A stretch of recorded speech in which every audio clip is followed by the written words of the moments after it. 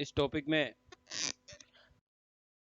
हम फोटोसिंथेसिस प्रारंभ करने जा रहे हैं और फोटोसिंथेसिस को हम अलग अलग पार्ट के रूप में इसकी स्टडी करेंगे। बहुत बड़ा टॉपिक है, तो हम उसको पहले हम उसकी लाइट रिएक्शन के बारे में, और लाइट रिएक्शन में भी बेसिक जो इंफॉर्मेशन है और जो कंसेप्चुअल जो पार्ट है इसका, उसके बारे में हम चर्चा करते हुए आगे बढ़ेंगे। तो इसके लाइट रिएक्शन के भी हमने दो पार्ट किए हैं, और पार्ट फर्स्ट और अगला जो आएगा वो पार्ट सेकेंड। तो अब पहले तो हम ये समझ लें कि फोटोसिंथेसिस है क्या, क्योंकि इससे पहले हमने पिगमेंट्स के बारे में चर्चा की कि प्लांट्स में, फोटोसिंथेटिक प्लांट्स में कितने प्रकार के वर्णक होते हैं और उन वर्णकों की स्ट्रक्चर क्या है और उनके कार्य क्या है। उसके बाद में ओवरऑल हमने एनर्जी कंजप्शन का देखा था कि कैसे लाइट एनर्जी जो है वो केमिकल एनर्जी में कन्वर्ट होती है, और वही केमिकल एनर्जी जो कार्बन डाइऑक्साइड को रिड्यूस करती है। अब हम इस प्रोसेस को समझेंगे, इस रिएक्शन को समझेंगे कि फोटोसिंथेसिस एक्चुअल में है क्या, और इसे दो रिएक्शन में हम बांटते हैं।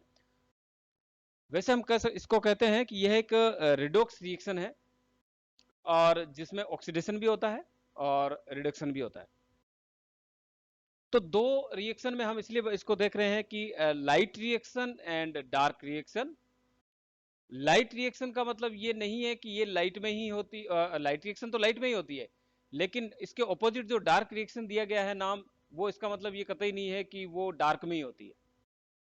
ठीक है, तो प्रेजेंस ऑफ लाइट का जो कंसेप्ट है वो दोनों पे ही लागू होता है, क्योंकि डार्क रिएक्शन में कार्बन डाइऑक्साइड भले ही रिड्यूस होती हो, अपचयित होती हो, लेकिन जो एंजाइम होता है रूबिस को, उसको एक्टिवेट होने के लिए लाइट अत्यंत आवश्यक है। तो अब हम बात करते हैं इसमें आगे, इसको स्टार्ट करते हैं इस चैप्टर को। सबसे पहले हम इसकी डेफिनेशन जो हम समझते हैं फोटोसिंथेसिस की, कि फोटोसिंथेसिस हम किसे कहेंगे।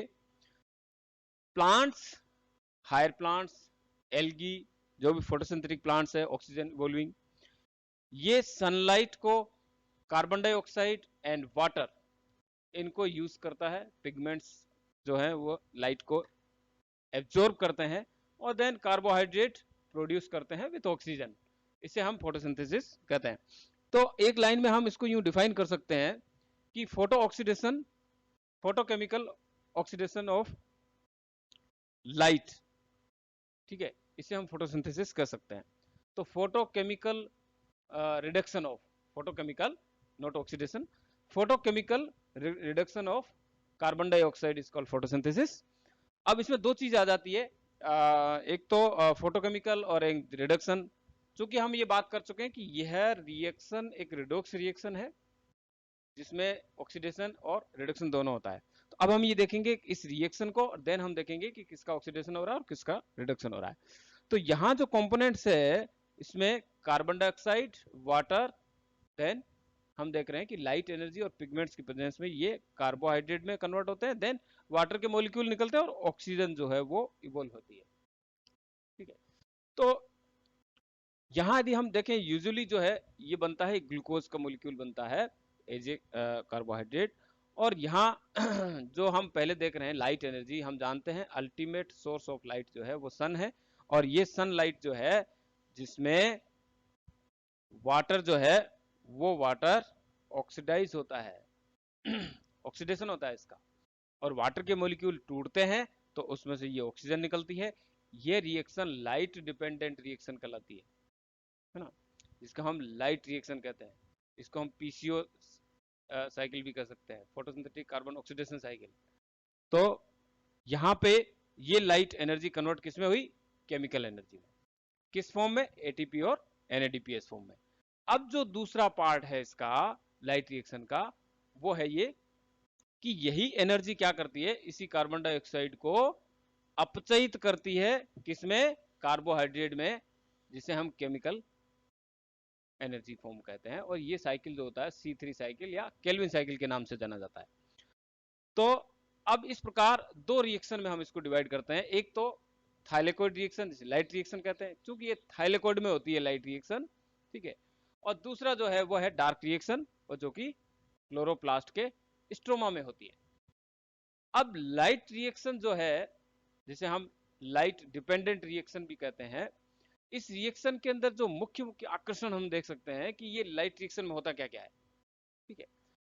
लाइट रिएक्शन में वाटर का ऑक्सीडेशन होता है, ऑक्सीडेशन रिएक्शन। यहां पे लाइट एनर्जी कन्वर्ट होती है केमिकल एनर्जी में। यह रिएक्शन थाइलेकोइड की मेम्ब्रेन की इनर साइड में होती है।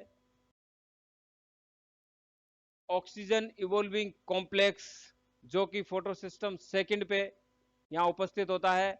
यहाँ हम डायग्राम में देख सकते हैं यहाँ पे कि ये जो मेम्ब्रेन है ये थाइलेकोइड की सिंगल मेम्ब्रेन है, और इस थाइलेकोइड की मेम्ब्रेन में अंदर की साइड जो है वह एरिया जो है वो कहलाता है ल्यूमन, थाइलेकोइड का ल्यूमन, ठीक है। स्पेस थाइलेकोइड सिंगल मेम्ब्रेन से कवर्ड होता है, और इसके बाहर का एरिया जो है वो क्लोरोप्लास्ट का स्ट्रोमा एरिया है। अब हम बात कर रहे हैं कि यहाँ पे कि फोटोसिंथेसिस की लाइट रिएक्शन जिसमें वाटर का ऑक्सीडेशन होता है, ये वाटर टूटता है लाइट की प्रेजेंस में, और टूटता है, या लाइट आ रही है, देन ये ब्रेक होगा तो ऑक्सीजन और साथ में ये प्रोटॉन भी निकालते हैं और इलेक्ट्रॉन भी निकालते हैं। तो अब चूंकि इस लाइट रिएक्शन की पोजीशन, इसमें क्या क्या घटनाएं घटित होती है और रिएक्शन कहां पे होती है, इन सब से रिलेटेड बहुत सारे क्वेश्चंस आते हैं। तो अब हम देख रहे हैं कि चूंकि हम क्लोरोप्लास्ट की स्टडी कर चुके हैं, ग्रेनम की कर चुके हैं, वो थाइलेकोइड से बनी होती है, थाइलेकोइड की मेम्ब्रेन पे हम डायरेक्ट आए हैं। तो ये मेम्ब्रेन की, थाइलेकोइड की मेम्ब्रेन की स्ट्रक्चर है जिसके अंदर का एरिया ल्यूमन है। तो हम ये देखें कि फोटोसिस्टम सेकेंड, आगे हम पढ़ेंगे फोटोसिस्टम फर्स्ट और सेकेंड जो है वो कैसे स्टैब्लिश हुए। सेकेंड के ऊपर वाटर जो मोलिक्यूल है ये टूटते हैं, और टूटते हैं तो ये प्रोटॉन और इलेक्ट्रॉन निकालते हैं। इलेक्ट्रॉन तो यहाँ पर इलेक्ट्रॉन ट्रांसपोर्ट चेन के अंदर मूव कर जाते हैं, और प्रोटॉन ल्यूमन में इकट्ठे होते रहते हैं। तो क्या होता है कि ल्यूमन में प्रोटॉन की कॉन्सेंट्रेशन बढ़ने से यहाँ की पीएच जो है वो डाउन होती जाती है। इसका मतलब ये हुआ कि स्ट्रोमा की पीएच जो है वो क्या होगा, हाई होती जाएगी, प्रोटॉन की कॉन्सेंट्रेशन कम है, और ये प्रोटॉन जो है फिर आगे एटीपेज की सहायता से एंजाइम बनाते हैं, वो आगे हम देखेंगे। अब यहां पर हमने बात की ओईसी। ओईसी जो है ऑक्सीजन इवोल्विंग कॉम्प्लेक्स है। ये कॉम्प्लेक्स फोटोसिस्टम सेकंड पे उपस्थित होता है। इस कॉम्प्लेक्स में ध्यान देने वाली बात है, इस कॉम्प्लेक्स में मैंगनीज एंड क्लोरीन यानी 4 मैंगनीज के आयन उपस्थित होते हैं Mn प्लस, और इनको जो बैलेंस करने का काम जो है वो क्लोरीन के आयन करते हैं। तो यहां पे क्वेश्चन पूछे जाते हैं कि कौन से आयन जो है इसमें उपस्थित होते हैं, वो है मैंगनीज, है ना। तो इलेक्ट्रॉन एक एक करके आगे चेन में चलते रहते हैं। तो ये जो है लाइट रिएक्शन की साइट है, फोटोसिस्टम सेकेंड, ल्यूमन की साइड में, मेम्ब्रेन के ऊपर, ठीक है। और यहां पे ये ऑक्सीजन इवोल्व करते हैं, यानी वाटर का ऑक्सीडेशन होता है। ये हम पहली रिएक्शन की बात कर रहे हैं, लाइट रिएक्शन में ऑक्सीडेशन वाली। तो ये डायग्राम इसलिए बताया गया है क्योंकि ये आगे हम इसको पूरा डिस्क्राइब करेंगे। तो अभी केवल इस पोर्शन को ही हम देखें। ये जो है, ये पूरा पोर्शन जो है ये लाइट रिएक्शन का पार्ट है जहां पे वाटर ऑक्सीडाइज हो रहा है। अब नीचे रिएक्शन जो दे रखी है फोटोसिंथेसिस की, इस फोटोसिंथेसिस की रिएक्शन में हम लाइट रिएक्शन और डार्क रिएक्शन दोनों को समझ सकते हैं। हम एक कंप्लीट जो फोटोसिंथेसिस की रिएक्शन है जिसमें हम देखते हैं कि 6 कार्बन डाइऑक्साइड के मॉलिक्यूल, 12 या 12 जल के अणु जो है वो क्लोरोफिल और लाइट की प्रेजेंस में कार्बोहाइड्रेट बनाते हैं, और ऑक्सीजन निकलती है। देन वाटर के मॉलिक्यूल भी अगेन निकलते हैं। अब यहां पर वाटर जो है वो टूट करके ऑक्सीजन वाटर से निकल रही है। ये आगे भी एक्सपेरिमेंट इसमें रूबेन एंड कामेन ने बताया था। तो ऑक्सीडेशन रिएक्शन या लाइट रिएक्शन कहलाती है, और यही कार्बन डाइऑक्साइड उसी लाइट एनर्जी जो केमिकल एनर्जी को एटीपी और एनएडीपीएस को यूज करके यहाँ पे ये कार्बोहाइड्रेट में कन्वर्ट करते हैं। तो ये जो पार्ट है ये कंप्लीट फोटोसिंथेसिस की रिएक्शन है।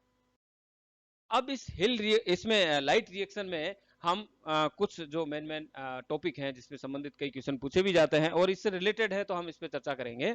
वह है जैसे हिल रिएक्शन, रेड ड्रॉप इफेक्ट किसे कहते हैं, एमर्सन एनहांसमेंट इफेक्ट जो है ये किसे कहते हैं, इसकी डेफिनेशन क्या है, फोटो सिस्टम फर्स्ट और सेकंड जो है कैसे स्टैब्लिश हुए, ठीक है, इनमें अंतर क्या है, ठीक है, और इनका रोल क्या है। ऐसे ही एसिमिलेटरी पावर जो है एटीपी और एनएडीपीएच ये बनते कैसे हैं, उसके बारे में हम चर्चा करेंगे आगे नेक्स्ट चैप्टर में, इन दोनों के बारे में, इसमें फोटोफॉस्फोराइलेशन और उसके प्रकार कितने हैं और कैसे एटीपी बनते हैं और किस टाइप के होते हैं और सबस्ट्रेट लेवल होते हैं फॉस्फोराइलेशन, और ऐसे ही एनएडीपीएच का फॉर्मेशन होता है। तो अब हम इसमें हिल रिएक्शन को देखते हैं। सबसे पहले हिल रिएक्शन को एक्चुअल में हिल ने इसको बताया था इसके बारे में, और यहां पर इस रिएक्शन के द्वारा यह बताया गया, ये रिएक्शन जिसमें आइसोलेटेड क्लोरोप्लास्ट को इन विट्रो कंडीशन में इसको उसमें लाइट रिएक्शन को प्रदर्शित किया गया। देखिए फोटोसिंथेसिस में हम लाइट रिएक्शन और डार्क रिएक्शन दोनों देखते हैं। लाइट रिएक्शन को हम ये देखें, लाइट रिएक्शन को लेबोरेटरी में प्रूव किया गया एक आर्टिफिशियल कंडीशन में उतनी ही पीएच को मेंटेन करते हुए, ठीक है ना। तो आइसोलेटेड जो क्लोरोप्लास्ट था उसमें उसको इनविट्रो कंडीशन में लाइट दी गई, जहां पर देखिए यहाँ पर कार्बन डाइऑक्साइड अब्सेंट है, यानी कि केवल लाइट रिएक्शन की बात हो रही है, ठीक है। तो इसको आर्नन ने, इन्होंने जब फॉस्फोराइलेशन की बात की थी एटीपी फॉर्मेशन की, तो यहाँ पे हम देखते हैं कि जब वाटर के मॉलिक्यूल जो है वो लाइट रिएक्शन में टूटते हैं तो ऑक्सीजन प्रोड्यूस हो रही है। ये हिल रिएक्शन के अंदर बताया गया कि वाटर जो है लाइट रिएक्शन में वाटर जो है वो एक कंपोनेंट के रूप में यूज करते हैं और उससे ऑक्सीजन निकलती है, और साथ ही एटीपी और एनएडीपीएच के रूप में एनर्जी मॉलिक्यूल जो है वो निकलते हैं। अब यहाँ पे जब कार्बन डाइऑक्साइड यूज ही नहीं हुआ तो वो कार्बन डाइऑक्साइड प्रोड्यूस नहीं हुआ, एज ए इलेक्ट्रॉन एक्सेप्टर वहां पर फेरस आयन, फेरिक आयन जो है वो यूज किया गया, जो कि फेरस में कन्वर्ट हो जाता है। तो अब बात यह है कि इस रिएक्शन के द्वारा यह शो किया गया कि लाइट रिएक्शन एक अलग से इंडिपेंडेंट रिएक्शन है, और इस रिएक्शन में वाटर का ऑक्सीडेशन होता है, और इस ऑक्सीडेशन से इलेक्ट्रॉन निकलते हैं, और वो इलेक्ट्रॉन जो है जिससे एनर्जी प्रोड्यूस होती है। अब दूसरा जो पार्ट इसका है कि इसमें ऑक्सीजन भी इवोल्व होती है, लेकिन ऑक्सीजन इवोल्व वाटर से होती है, वो इस रिएक्शन से प्रूव नहीं हुआ क्योंकि कार्बन डाइऑक्साइड इसमें अब्सेंट थी, ऑक्सीजन वहां भी उपस्थित है। तो हिल ये बता नहीं पाए थे कि ऑक्सीजन जो है वो केवल वाटर से निकलती है। इसको इसके बारे में बताया था रूबेन एंड कामेन ने, ठीक है। तो उन्होंने एक्सपेरिमेंट करके इसके बारे में बताया था कि ऑक्सीजन जो है वाटर से ही निकलती है। अब हम बात कर रहे हैं रेड ड्रॉप इफेक्ट और एनहांसमेंट इफेक्ट की बात कर रहे हैं। रेड ड्रॉप इफेक्ट जो है इसका मतलब ये है कि फोटोसिंथेसिस की रेट यानी कि दर जो होती है वो 680 नैनोमीटर या रेड रीजन के बाद, यानी कि फार रेड रीजन की रेंज में प्रकाश संश्लेषण की दर में अचानक कमी आना, वो कहलाता है रेड ड्रॉप इफेक्ट, ठीक है। और इसमें हम इस ग्राफ की सहायता से हम समझ सकते हैं कि इधर जो है वो रेट ऑफ फोटोसिंथेसिस है और यहाँ पे है वेवलेंथ है। अब जो छोटी वेवलेंथ है 680 से कम या 680 पे, तो यहाँ पर रेट ऑफ फोटोसिंथेसिस जो है या क्वांटम यील्ड जो है वो बहुत ज्यादा है, हाई है। लेकिन जो ही इसको फार रेड में ले जाते हैं तो फार रेड में रेट ऑफ फोटोसिंथेसिस या क्वांटम यील्ड जो है वो डाउन हो जाती है, अचानक से डाउन हो जाती है। यही जो डाउनफॉल है ये रेड ड्रॉप कहलाता है क्योंकि ये रेड एरिया में, ठीक है। ये तो हो गया रेड ड्रॉप। आगे भी हम इसको दूसरा ये कह रहा है कि यदि रेड और फार रेड की वेवलेंथ को साथ साथ दी जाए तो जो ये दोनों अलग अलग दी गई है इन दोनों के योग से भी ये ज्यादा होगा क्वांटम यील्ड। तो इसे एमर्सन एनहांसमेंट इफेक्ट कहते हैं। एमर्सन और उनके सहयोगियों ने इन दोनों पे कार्य किया था और ये बताया था कि यदि रेड और फार रेड वेवलेंथ जो होती है उनको अलग अलग देने पर प्राप्त क्वांटम यील्ड का कुल योग से यदि इन रेड और फार रेड की वेवलेंथ को साथ साथ देने पर प्राप्त कुल क्वांटम यील्ड का योग हमेशा अधिक होता है, और यही एनहांसमेंट जो है ये एमर्सन एनहांसमेंट इफेक्ट कहलाता है। अब ये जो एकदम से फार रेड रीजन में अचानक से क्वांटम यील्ड में कमी आई है, जिसे हम कह रहे हैं रेड ड्रॉप इफेक्ट।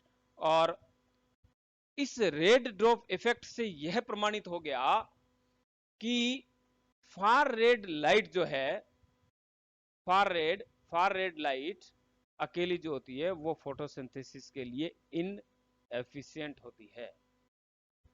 ठीक है, तो ये रेड ड्रॉप इफेक्ट ये इंडिकेट करता है कि 680 से ऊपर की लाइट जो है यदि हम देंगे तो वो इतनी प्रभावी नहीं होती है। ठीक है, और जो 680 से ऊपर की वेवलेंथ से जो छोटी वेवलेंथ होती है, उससे नीचे की वेवलेंथ होती है, वो इफेक्टिव वेवलेंथ होती है।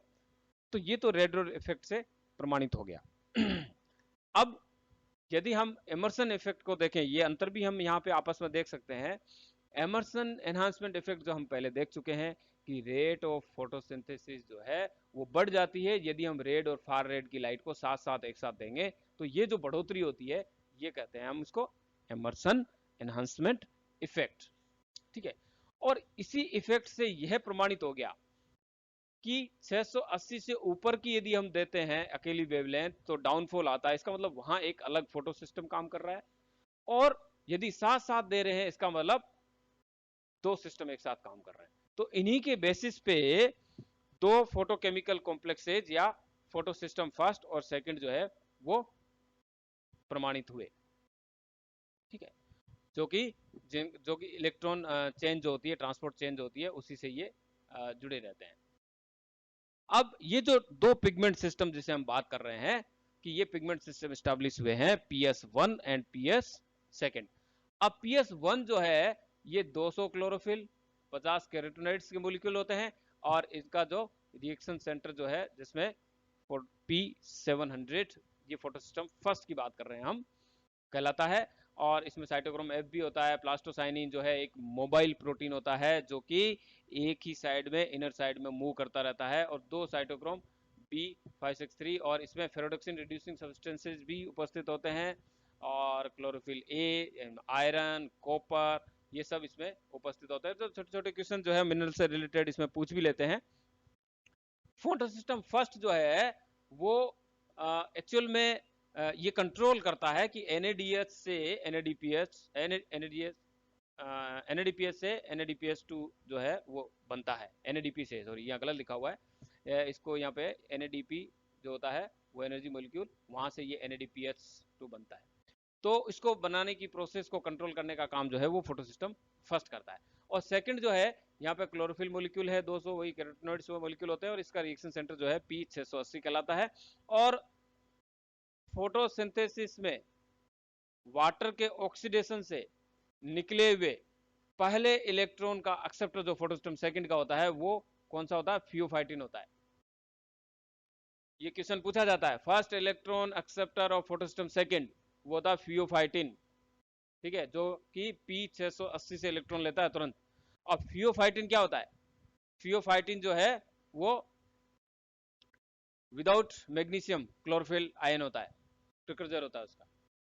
तो यहां पर जो है एक प्राइमरी इलेक्ट्रॉन एक्सेप्टर वहां से फियोफाइटिन जहां से क्यूनोन के द्वारा जाता है। अब क्यूनोन के अंदर भी हम देखते हैं क्यूनोन बी, देन क्यूनोन ए, देन प्लास्टोक्यूनोन के पास ट्रांसफर होता है। आगे हम देखेंगे इसको प्रोसेस को। यहाँ पे क्यू साइकिल भी चलता है।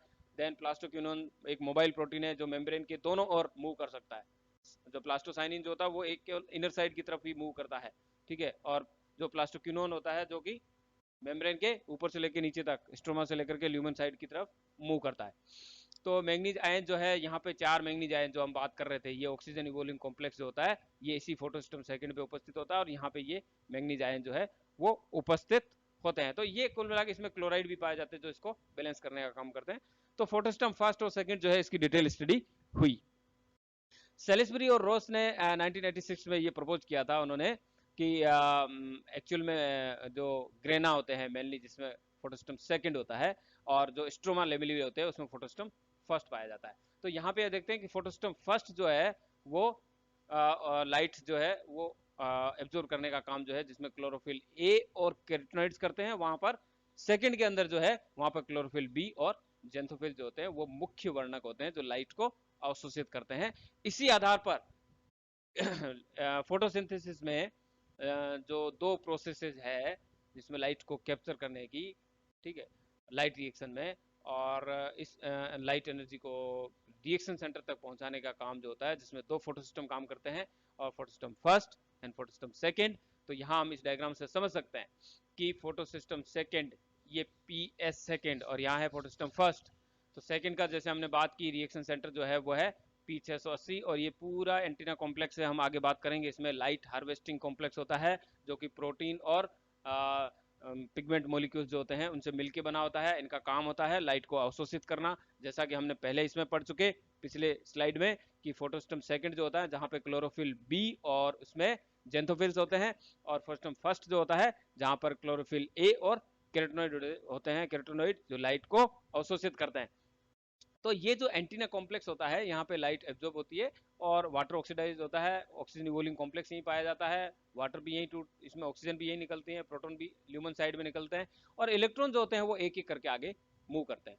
तो ये रिएक्शन सेंटर जो है फर्स्ट और सेकंड जो होते हैं ये दोनों यूज करते हैं, और आगे हम देखेंगे कि एनर्जी के प्रोडक्शन जो है वो किस प्रकार से होता है। तो यहाँ पे फोटोस्टम फर्स्ट सेकंड और वेवलेंथ के बाद में हम पूरा इसकी डिटेल स्टडी कर चुके हैं, और नेक्स्ट चैप्टर जो है वो हम इम्पोर्टेंट है कि हम उसमें देखेंगे कि एटीपी का सिंथेसिस जो है वो किस प्रकार से होता है। फोटोस्टम फर्स्ट के द्वारा जो फर्स्ट और सेकंड जो है वो किस किस प्रकार के साइकिल में इन्वॉल्व होते हैं हम पढ़ते हैं इसमें। Non cyclic, cyclic photophosphorylation. इसके अलावा एटीपी का प्रोडक्शन जो है वो सबस्ट्रेट बेस्ड भी होता है, कि एक सबस्ट्रेट से प्रोडक्ट बनता है तो उस रिएक्शन में भी एटीपी का प्रोडक्शन होता है, जिसे हम सबस्ट्रेट लेवल फोटोफॉस्फोराइलेशन कहते हैं। तो इसकी चर्चा जो है हम अगले चैप्टर में करेंगे। Thank you very much. आपने